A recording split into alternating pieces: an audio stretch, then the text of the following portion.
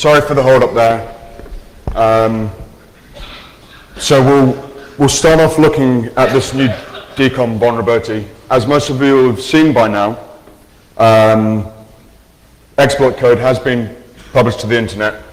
Ben Jury and a couple of other people maybe. Let's start at the beginning though. LSD, an excellent security research group from Poland, discovered a buffer overflow in DCOM. They gave enough details in their advisory to work out fairly quickly that it was going to be a problem with the remote activation method within the iRemote activation interface. This is accessible in many ways. Typically, most exploits are exploiting it on 135. Now, with the remote activation interface, essentially, you can pass a wide character string, which is the path to a document as an object to instantiate, essentially. Now, if it's a UNC-based path, like // computer name / share / foo.doc, then there are two problems here. One is a stack-based buffer overflow with an overly long host name. That's what we'll be demonstrating later on. The other is a heap-based overflow with an overly long document name. Now, I'm going to fire this off quickly. This is Windows XP over here. Sorry, over here and there. I'm going to fire this off. I've set a breakpoint at a crucial part of the code of rpcss.dll. So if I execute that. Okay, so we've hit our breakpoint. Now, before we overwrite, well, actually after we overwrite the save return address, we overflow other stuff on the stack. As it happens, one of those things we overwrite is one of the parameters which was passed to the vulnerable function. Now this is a type of char ***, basically.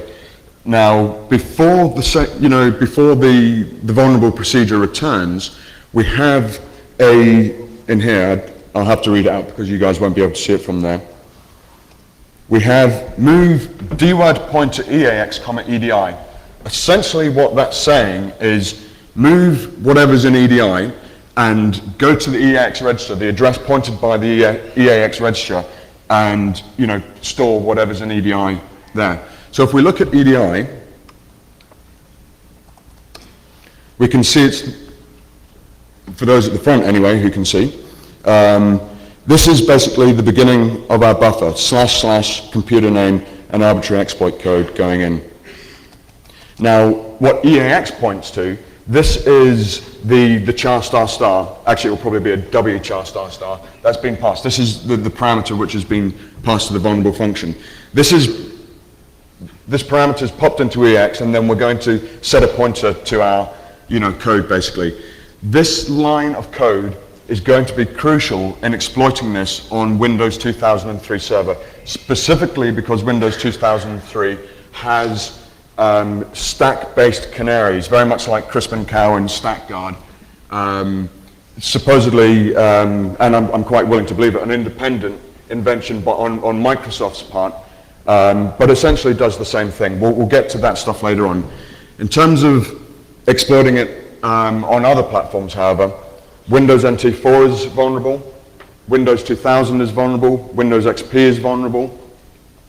Pretty much everyone's vulnerable. So patch this, by the way, because I don't know if many of you read Tim Mullen's new article on securityfocus.com. Nice read, as always. Tim has got dibs on the name of the one that's going to exploit this, called mescaline. And I have no doubt there will be a one that exploits this in the near future. So if you haven't patched this yet, patch it. If you can't apply the patch, at least disable DCOM on the systems. You do that by running DCOM CNFG, by the way. So anyway, here we are. We've launched our exploit against this XP box here. Now, going back to the move dword pointer EAX EDI, We control EAX because we've overflowed the stack basically. We've overwritten the save return address. Now we're continuing on writing, stuff that was passed on, stuff on the stack. Because we can do that, we overwrite this stuff. If I scroll up here a bit,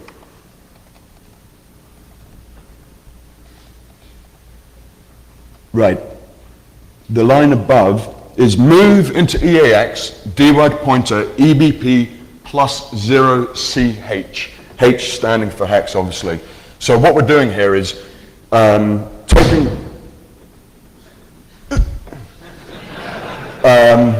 this isn't that secret, Okay, so we're taking stuff that was passed to the procedure, move it into EAX. Now, because we've overflowed that, we control what goes into EAX, essentially. So we can set or overwrite the parameter that will eventually become EAX. We can overwrite that with any 32-bit value we see fit.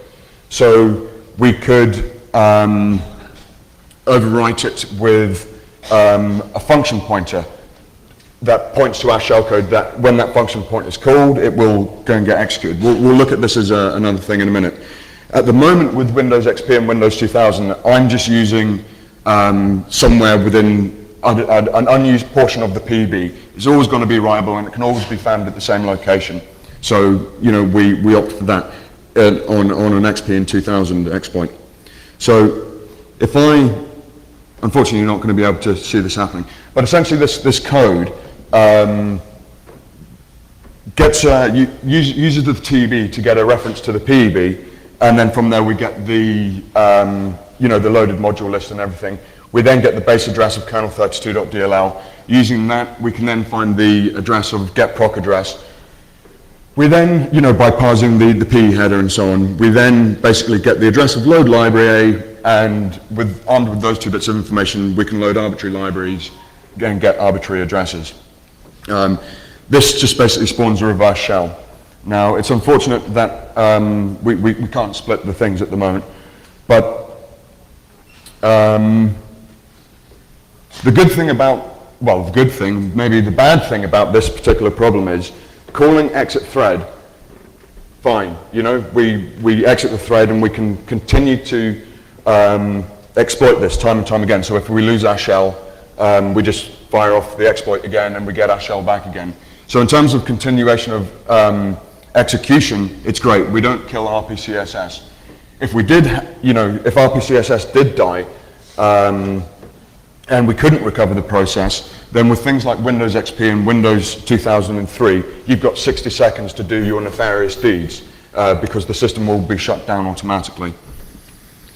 Okay, so if I F5 this, that's just gone. We've exited a couple of threads and stuff like that, and I've got my, I would have had my shell had I had netcat listening, so let me do that again.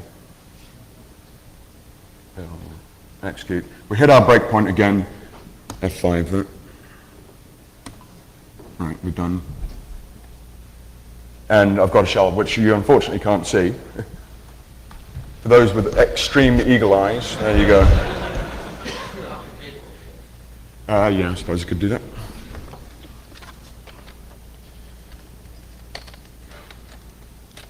So, every time I speak at Black Hat, something goes terribly wrong. Last night I thought it was the event had happened kind of thing. I'd lost my passport, and being the numpty I am, I'd actually left it on my bed. So for all those who actually helped me look for my passport yesterday, apologies for wasting your time. It might be a passport one time, it might be a brother another time I lose, For all those that remember when my brother went missing in Las Vegas.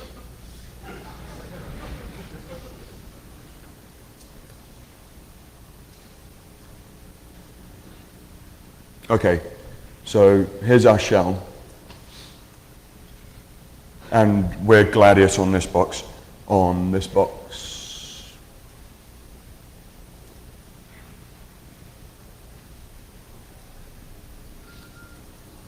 We're recovery.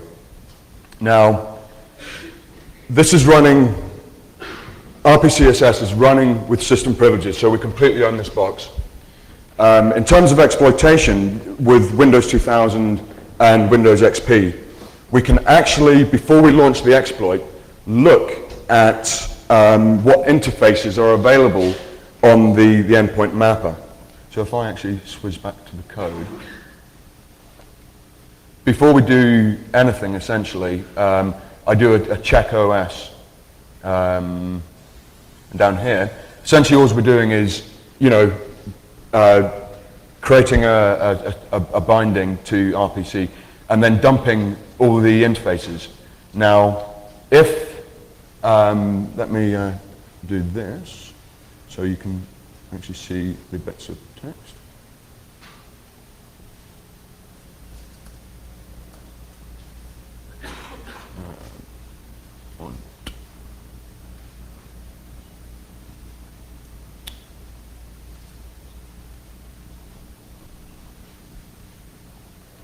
Okay, can everybody see that?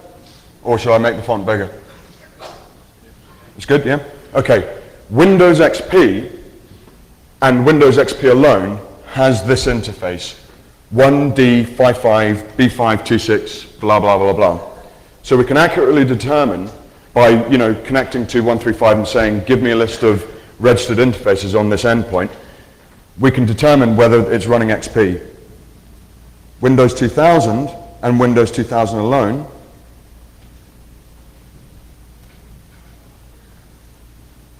has an interface of 9752010BO. I like that BO in there.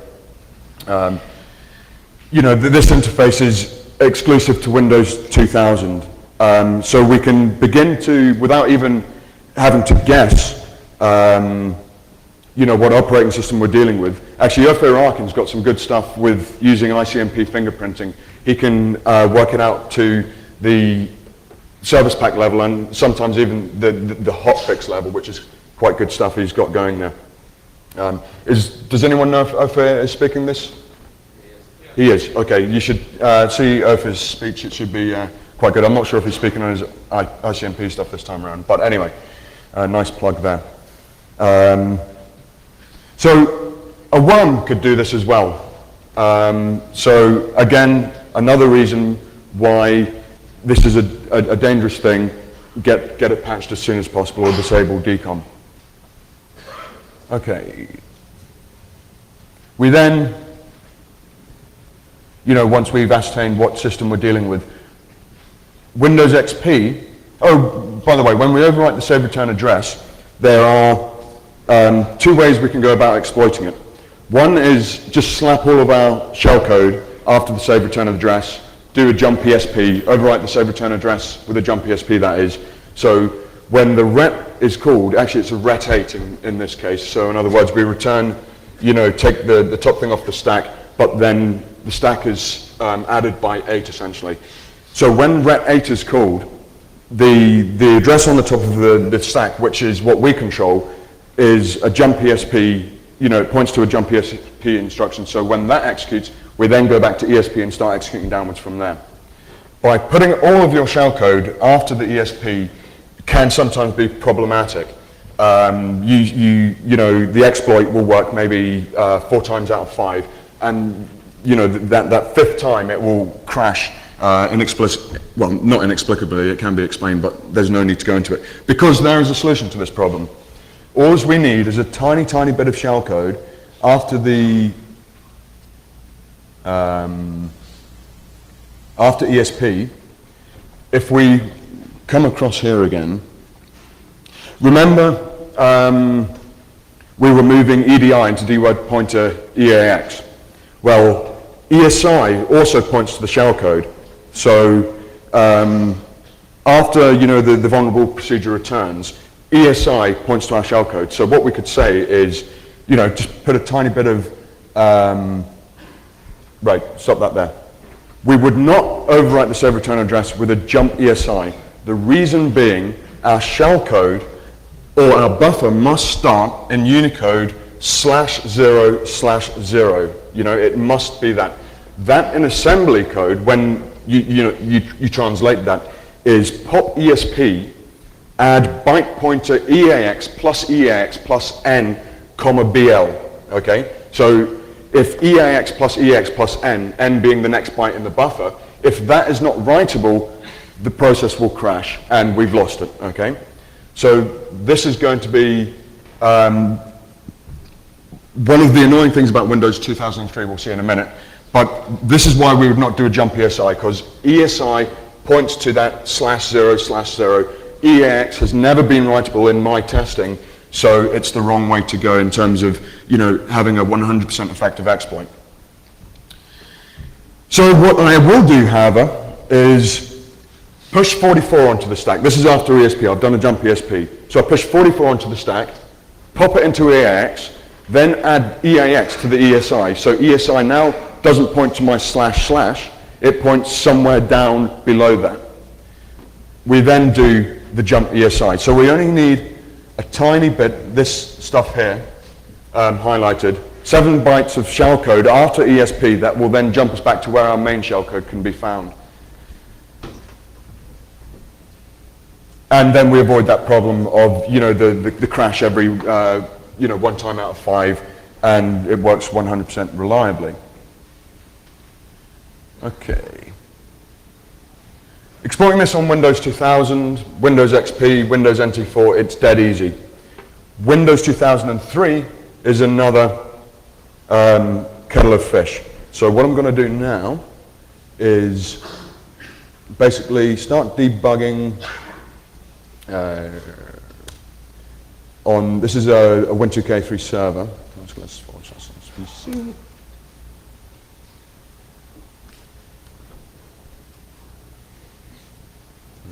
Where are we? RPCSS 808.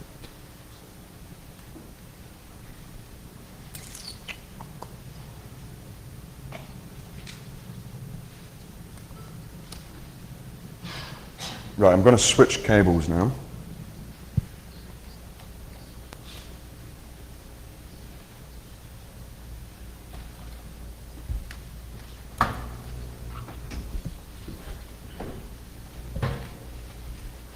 Oh.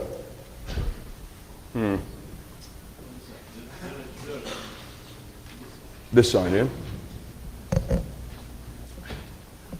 No. Actually, wait a minute. Yeah, this side. BIOS are excellent laptops. They're just sometimes trying to find things on there, you know. Okay, let's.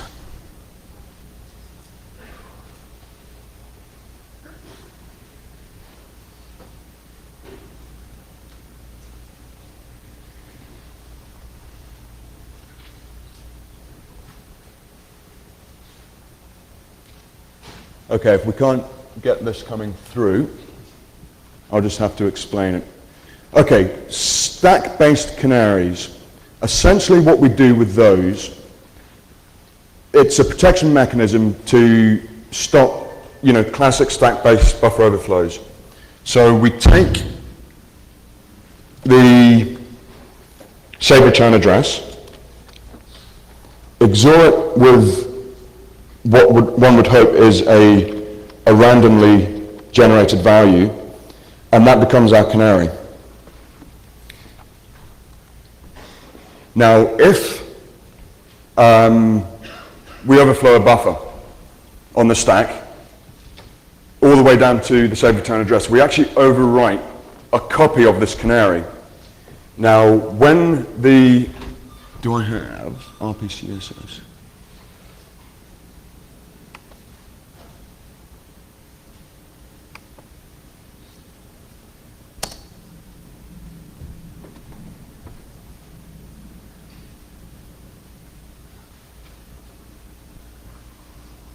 Sorry, just bear with me 2 seconds.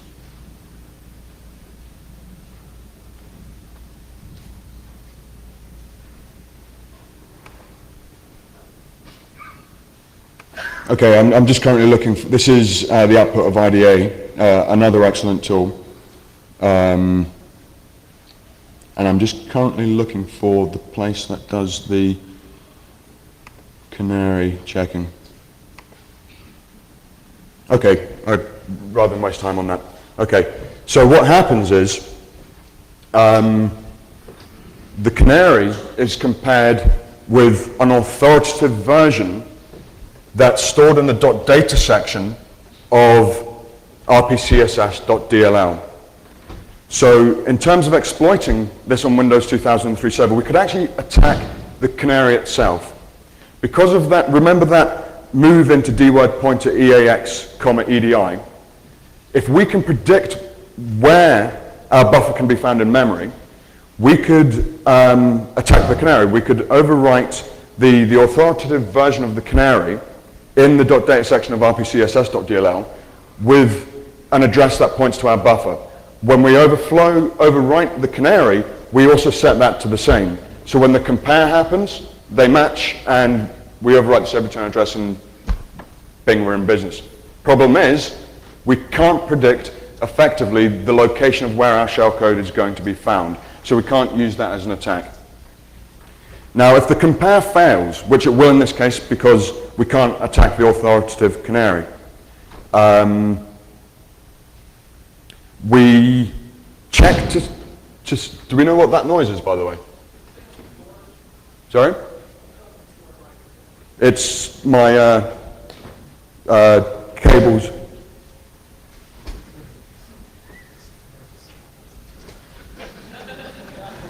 It's like, okay, I'll stand still. If that's possible for me, then. Okay.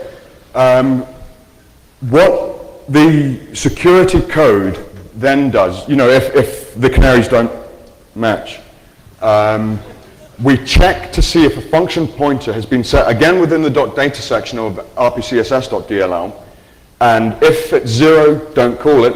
If it's not 0, then call it. So again, we have another opportunity here. We could overwrite this function pointer within the rpcss.dll.data section with a pointer to our shellcode. Problem is, it must start with /0/0, which turns into cruddy assembly code. So we crash. No joy. Okay, so once that, you know, does there exist a security handler? If that, you know, is not called kind of thing, what the code then does is call set unhandled exception filter. Now, on Windows, the unhandled exception filter basically is a last ditch, you know, everything in terms of exception handling's gone wrong. That's the thing that will eventually be called. Someone hacking me? Okay. That's the thing that's going to be called. However, the security code clears it. It does set unhandled exception filter 0. In other words, if we had attacked the unhandled exception filter by, you know, overwriting that with a pointer to our shellcode, which would have been useless anyway because of the /0, you know, /0 and stuff, Microsoft clear it. You know, they do set unhandled exception filter bracket 0 bracket semicolon. So that's gone, okay? They then call the unhandled exception filter function. So, if we're going to find a way of exploiting this on Windows 2003 server, we can look at the code of unhandled exception filter to do this. Now, it does a number of things. Actually, here's one I made earlier.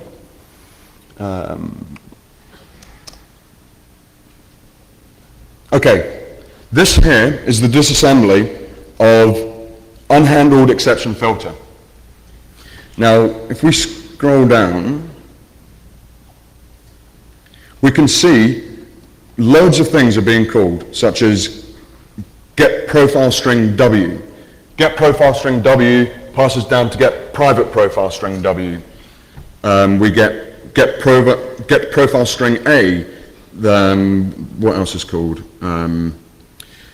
We load a library called faultrep.dll. That's here. I'm sorry, we can't increase the font here. Faultrep.dll is going to be loaded. We then do a get system directory W. Now here's a possible attack method. Get system directory W references a pointer within the .data section of kernel32.dll that says if you want the Windows system directory, look at this address. So if we overwrite this pointer, again with that, where we get that opportunity to do the move dword pointer eax, edi. If we overwrite that, then we can say the Windows system directory is // stuff, okay? That's a UNC path. If we can trick the server, the Win2K3 server into trying to resolve that name, as a UNC path, it will load our faultrep.dll. As long as we export the function report fault, then we're in business because it will connect to us. We put it in a null session share. It connects, downloads faultrep.dll, loads it, executes report fault, and that's where we stuff our nasty code. So that's a possibility. The only problem is, remember we're overflowing the stack with, it's the host name, that's what we're overflowing. So what we need to do is try and put stuff in there which is fairly benign and make it look like a domain name. Now, I mean, when it polls for that, IP address, it's not an existent domain name. So we have to reply to it. We have to just send a number of replies saying, if you ever look for this address, it depends on whether it's actually using like a DNS lookup. Then we have to sniff its ID and respond with that and everything like that. But it is a feasible attack, but it's not a nice attack. I don't like it. It's too crummy. So what else do? We call loader unlock loader lock. These LDR functions, loads of them, look to see if a function pointer has been set within the data section of ntdll.dll. And if the function pointer is not 0, it actually calls it. Now I can't see anywhere in the code of ntdll.dll that actually sets these pointers. So I wonder whether it's a leftover from, whilst Microsoft were developing Windows 2003, it was like put debug code in here kind of thing. So anyway, it references a pointer which we again could overwrite. That's then moved into EAX, and EAX is called if it's not 0. Again, we're left with the same problem, however, of /0/0. So the thing is, when LSD put out their advisory, they said they've got a way of exploiting this on Windows 2003, bypassing the canary protection stuff. So there's two options.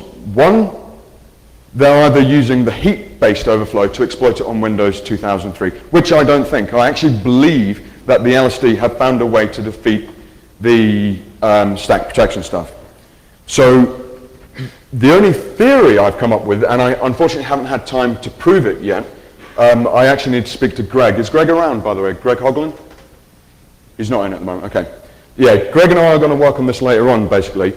What I'm looking to do is cause a nested overflow, a secondary overflow within the code of unhandled exception filter. Exception filter. Now, for a moment, imagine when we call get system directory up here. Imagine no length checking was done here. This is to explain the theory. Imagine no length checking was done. They assume, well, a Windows path name's 256 bytes long, so we'll declare a buffer of 256 bytes on the stack and reference this pointer. It's going to be trusted. It's only going to be /Windows /system32 anyway. So let's, whatever the pointer points to, just copy it to that buffer. Now imagine that went on, and we overwrite the pointer to the Windows system32 directory with a pointer to our big long buffer. Well, there would be an overflow there, and what's more, it's an unprotected code. There's no canary checking done in this stuff. So if we can find somewhere within unhandled exception filter, and there's loads of places it could be, we could cause a secondary overflow on the stack and nest our real exploit within the bigger exploit. Now, as I said, I haven't found it yet, but it could be anywhere. It could be actually in report_fault.dll. Faultrep.dll in the report fault function. Report fault function. That does tons of stuff. Essentially what that function does is, when you get that annoying message like do you want to send this bug to Microsoft? No, don't send, kind of thing. That's the fault reporting stuff. That's what this DLL does, and it does a hell of a lot of things. So there's plenty of opportunity there for us to find a reference to a pointer and possibly cause this secondary overflow. If LSD have found a way, that might be the way they're doing it. I don't know. It will be interesting to see, when they publish their mechanism, what it turns out to be. Or in the interim, hopefully I can find this secondary overflow kind of technique.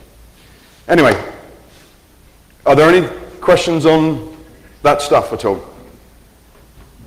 Sure, at the back there? So far, it looks like this is all TCP-based, and obviously the standard UDP was a significant factor for it.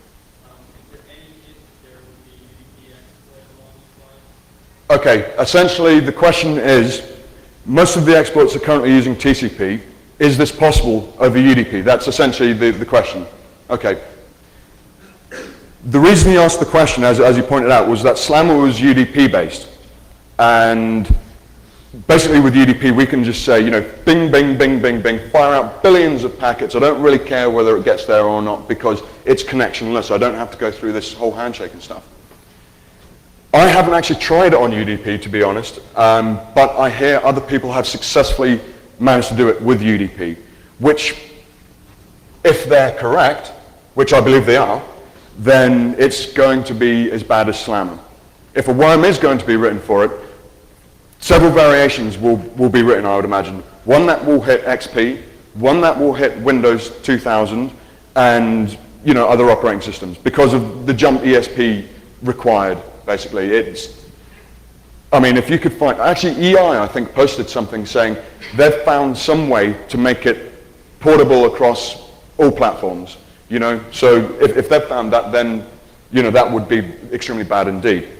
But assuming that there is no way to do it on all platforms, then you would probably find various versions going out there, some which will target Windows XP, some Windows 2000, and so on. Now, if it hits XP, if a Windows 2000 one hits an XP box, well, hey, it shuts down and restarts within 60 seconds kind of thing. So eventually, the law of diminishing returns says eventually it will get hit by a Win2K, a Windows XP one. With Windows 2000, well, it's not quite so clean that way. RPCSS will die and the box will stay up. It won't be shut down. But, someone will boot it up again and stuff like that because something didn't work and eventually it will get hit. So the problem will, of course, be exacerbated if indeed it is vulnerable over UDP. Has anyone actually confirmed whether it is in here or not? Anybody? Anybody? Bueller? Bueller? No? Okay. Oh, was that yes over there? No? Okay, sorry, it wasn't. Okay. Question? How big is the exploit payload? Is there a big specific packet like Slammer is, Yeah, well, it depends on what the payload does, really. Your arbitrary exploit code, to do nasty things, you could, make it 200 bytes. The shellcode I'm using there is about 400 bytes. And all that does is spawn a reverse shell. If you're trying to get a worm going, then it will be a completely different payload, essentially. Okay. Any other questions on that? Sure, gentleman here. Yeah, in reference to how a worm would work with UDP, since it's RPC, and what I've seen first is it goes out, it requests a bind, and then it sends a request, which the request actually is the overflow. Yep. Is that required, or is it possibly one packet exploit? No, I would believe that would be required. As I said, I've not tested it over UDP. If it doesn't, then, well, that's going to be even worse then, kind of thing. But I would imagine it's like a wee bit of a conversation first. But the thing is, you can still fire those packets out with actually you might actually need a binding handle or something like that. Yeah, I'm going to have to look into this UDP stuff a bit more. Okay, sir? I've seen reference that it's possible to report Yeah. My brother has. If you enable COM internet-based services, it can be done. In fact, Todd Sabin had a discussion with Russ Cooper about this on BugTrack. saying, Todd Sabin was saying, I think Todd Sabin's with BindView, Razor, is he still there? Anyone know? Okay, it doesn't matter. Essentially, he was saying, I'm looking at a debugger right now that I've, got a breakpoint set, I've got the exploit going, and it's been done over port 80. I haven't done it, my brother has, and I believe Todd Sabin has, so I'm going to trust these guys, Not many people have, COM internet services enabled anyway, but if you are using it in your environment, then you're going to have to think of ways to mitigate the risk if you're not applying the patches. Okay, any other questions on this stuff? Sure. Yeah, could you repeat again or say why you will need the address of your shellcode to do the canary tree? I think I know how the canary works, but I think why you need the address of the shellcode. Right. You say that. In terms of bypassing the canary stuff, by overwriting the authoritative version. Right. Essentially, let's say our shellcode can be found, our buffer, not our shellcode, rather. Our buffer can be found at address 00FFFFFF, okay? If we, using the move dword pointer EAX, EDI, EDI will have 00FFFFF in it, okay? That will, if we use that then to overwrite you got it, okay, sure, sorry. Yeah, well, I'll explain it perhaps in more detail. Yeah, the authoritative version of the cookie is stored in the .data section of rpcss.dll. With the move dword pointer EAX, EDI, if we set EAX to the address of where we can find, the authoritative version, that EDI being 00FFFFFF, the pointer to our buffer basically, is then written to that address. So we overwrite the authoritative version of the canary. If we then overwrite, the portion of the stack that turns out to be the canary with 00FFFFF, when it's moved into ECX and the comparison's done with the, dword pointer authoritative version, the compare will succeed. So then we just do a normal stack-based overflow kind of thing. The only problem is the pointer to our buffer is not in the same place every time. So it's not an effective way of exploiting it. Okay, any other questions? No? I've been looking at exception handling over the past couple of days with Windows, and imagine someone sets up an exception handler which is completely and utterly draconian. It says, nope, someone's attacking me, exit process. That's not safe. One would think it would be, but it's not. On Windows NT4, Windows 2000 and Windows XP, exit process does a number of interesting things. Now, within the PEB, there are 2 pointers, well, there's actually several pointers, but 2 of interest. One points to RTL, enter critical section. The other points to RTL, leave critical section. Now, in the process of exiting a process, a low-level NTDLL function is called RTL acquire PEB lock. That uses that pointer within the PEB to call enter critical section. That is at a consistent address across Windows NT4, Windows XP, and Windows 2000. If we overwrite that, then, with a pointer to our shellcode, this is going on to heap overflows or format string vulnerabilities and stuff like that, rather than this, because of the / stuff. When the process is shutting down, basically, we can reverse that by, when RTL acquire PEB lock, when that's called, it references that point at which we pointed to our shellcode, and we can basically stop, the process from shutting down, execute our nasty arbitrary code and everything like that, and we're in business. Now, the benefit of this is, it's widely been discussed, attacking the unhandled exception filter, but that moves, unfortunately. So with heap overflows, I think one of the best approaches to go with now is attacking this PEB, especially if you can cause an access violation and have the unhandled exception filter kick in, because that's going to do the same kind of things. With Windows 2003, it's slightly different. Those pointers within the PEB have gone. I mean, the addresses are still there. Sorry, the addresses aren't there. It's null, but the same location is. It's just null now. But we still have this, you know, LDR stuff going on, these LDR functions that are looking for this hidden EAX thing.